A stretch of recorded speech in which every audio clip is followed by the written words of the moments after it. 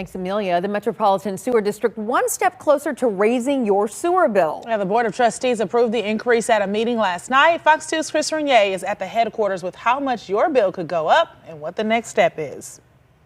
We are just outside the MSD headquarters here at Market and Jefferson. This is where that board meeting took place last night.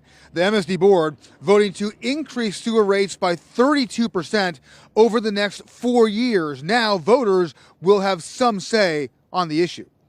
We can show you a video from last night's meeting. The MSD board hearing from citizens and consumer advocates who made the case that the agency could survive with a smaller increase. Some hoped the board would consider a hike of 24%.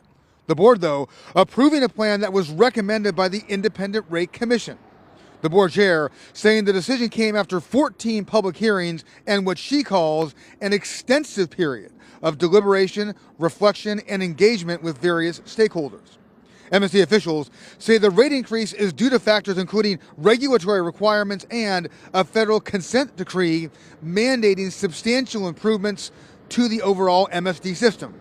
Voters will now be asked how they want to pay for the increase. The MSD spokesperson says in the past, voters have approved bond financing, which is designed to spread out the cost. Here is what the increase would look like if voters approve that bond financing method. Right now, the average MSD bill is $57.04. The increase would start in fiscal year 2025, which begins next July. The average bill would increase by a total of just over $18 over the next 4 years. While some say the work is needed and the increase will help address MSD's long-term needs, others say the increase will force some customers to make difficult budget decisions.